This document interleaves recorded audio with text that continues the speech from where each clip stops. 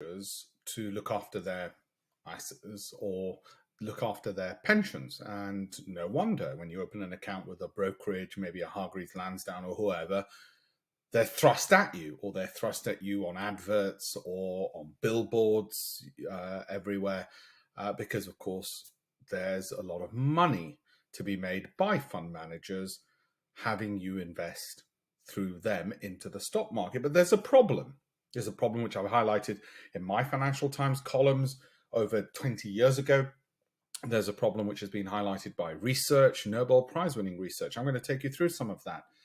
And that is funds consistently underperform. And the solution, I'm afraid, is not, well, let's pick one which won't.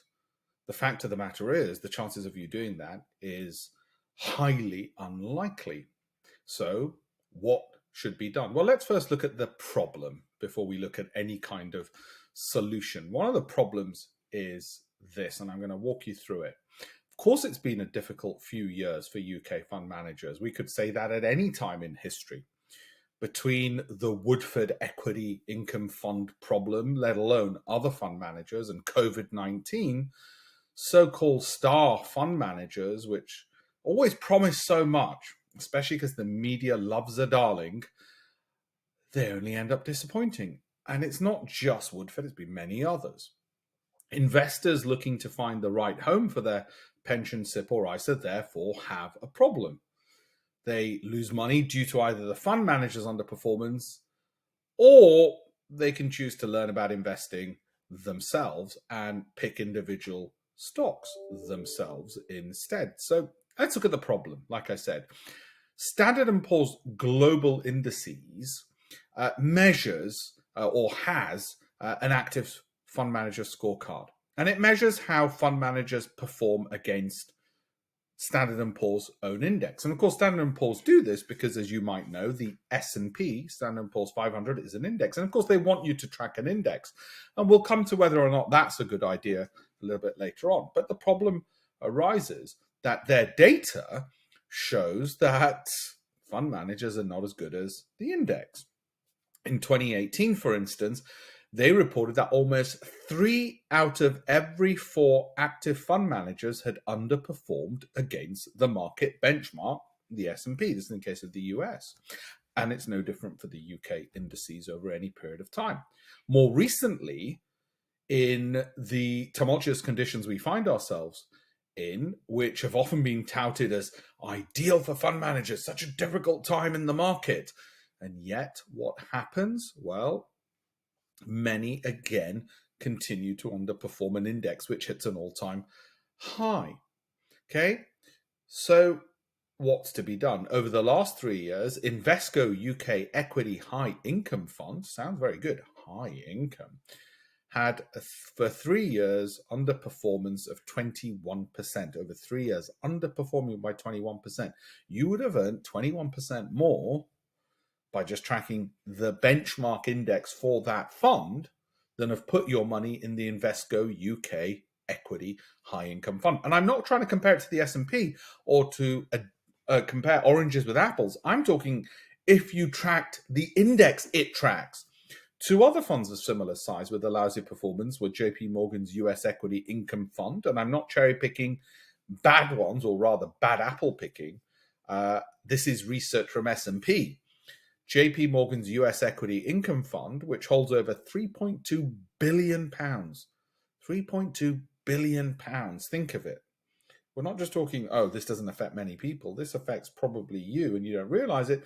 Let's say you work at the BBC or the NHS. You've got to ask them, wait a minute, my pension contributions are going somewhere. Are they going into these funds? Because you never ask that. You think, oh, I've got a great pension. And actually, are they going to these funds which are underperforming? Could it have done better? Doesn't mean you pull a pension. Pensions are great as a concept, tax-free, all the rest of it, or tax mitigated. But where's the money going? So it had underperformed by around 27%. Okay, it had underperformed by around 27%. This pattern continues throughout the investment fund industry, as S&P found. Witten Chief Executive Andrew Bell has recently apologized to investors after what he termed a lamentable performance during the COVID crisis. They were wrong footed, they were slow, and as the market went to all time highs, they couldn't keep up. They got it wrong. And these are the experts. They trailed the market by a shocking 12% in the case of Witten, which Bell explained was due to inactivity in cutting the fund's exposure to UK stocks affected during the pandemic and the resulting lockdowns. They were slower than perhaps you would have been because you care more about your money than somebody who's going to get fees either way. They were caught in the headlines, and we shouldn't be surprised. Headlights, we shouldn't be surprised. They live in a bubble. In their world, maybe things were great. They were fine. Hey, you got a city job. Maybe they can't relate to what the man on the street in Leeds is experiencing, or the woman on the street. The fund had performed strongly in 2019. As often happens, the good performers in a particular year do not persist in their outperformance. But that progress was wiped out, not surprisingly, by dithering for too long during the crisis, eventually leading to losses. 91, another asset manager, the self-styled sustainable active investors have admitted that about a third of its funds are underperforming against the market. A third. 10%, 5% underperforming, I'd expect. I mean, these are supposedly experts who get paid whether the market goes up or down. They're underperforming against their own benchmarks, not against a really difficult cherry-picked one, but against their own, okay? That they choose. They even choose their own goalposts and can't score the goals. With a total value of £2 billion, 3 of their funds had all suffered low returns for investors. £2 billion. So you can ask yourself, my pension, where I'm working, are they giving it to 91 to invest? Or other similar fund managers? The cautious managed fund, should be safe, £1.2 billion total fund is down about 11% over 3 years.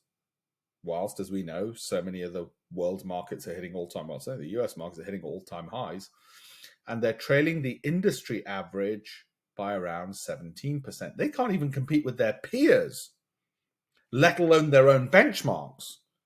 So how low a bar are we supposed to set for fund managers? And this isn't a recent problem.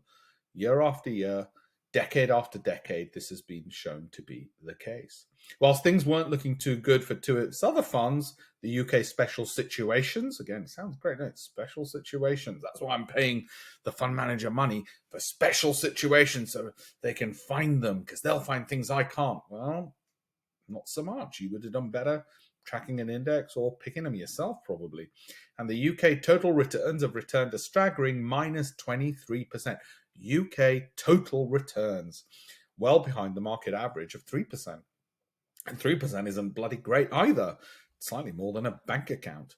Okay, so what are we left with? Well, for those who invest their pensions in index funds, 2020 was a bad year. Yeah, so index funds might not be the answer before you think, he's just going to push us towards index funds. Actually, I want you to be more empowered in your own know-how. The FTSE 100 fell by around 14.3% in 2020, which was its worst year since the global financial crisis.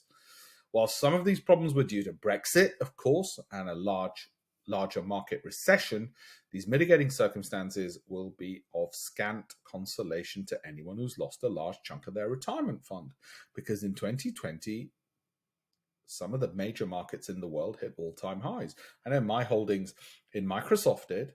My holdings in Apple, Amazon did. Well, you might say, well, that's easy. That's just tech, and that's just this year. Well, we'll talk about other stocks which aren't tech in a second. This exposure, of course, is the long-stated issue with index funds and underlines the importance of diversifying into stocks beyond just index tracking and beyond fund managers. There's another problem. Sorry to bring all the problems onto you.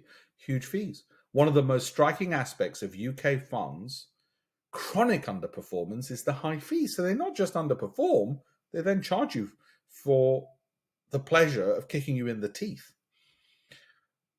17 significant funds lagged behind the market over the previous 3 years, with funds like Invesco. So I'm not just picking minor companies. These are household names. Invesco's UK Equity Fund and high income funds drawing over £70 million in fees whilst underperforming. That's just wrong. They don't need the money.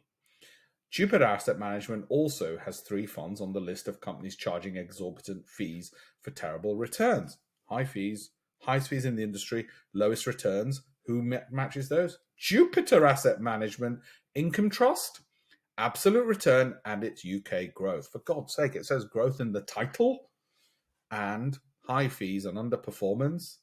That should be criminal. That really should be criminal.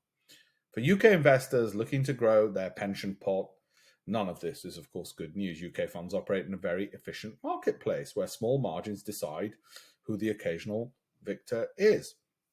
It is for this reason I think UK investors should be looking at ripping out the fees by learning how to pick their own portfolio. We'll come to that in a second.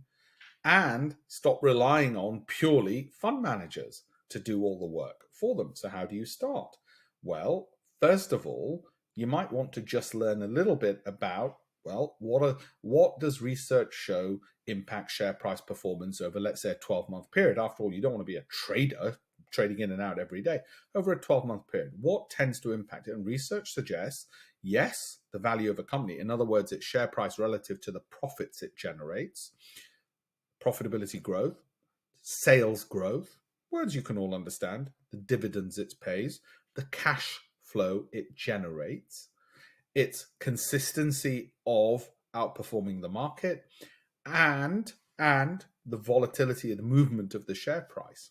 All of these factors impact its future performance. Research proves it. So what if we could pick stocks along that line? We created a completely free tool based on, you see all my books over my shoulder, based on all of that, completely free, converted the books into videos and articles, totally free, to educate 1 million people on how to invest better and for themselves. So don't just rely on a journalist with a clickbait headline. It's not his job to pick stocks, so why would you want to entrust your future to them? Okay, instead, have a look at our free materials on campaignfor1million.com. It's totally free, tons of it. And the reason for doing it for free is nobody reads books anymore. They don't read my books anymore. I don't think they read a lot of books generally anymore. And these are Financial Times International bestsellers. And I thought it's worth converting it into videos to just, educate people. For those who don't like reading or watching videos, we've got a free Telegram channel on there as well, which will share research with you like I just have, 3 or 4 times a day, just seep into you what happens in the market so you become more financially literate. If not you, your children at least do. Hope you'll find that useful and you understand now the context of why it's so important that you do it.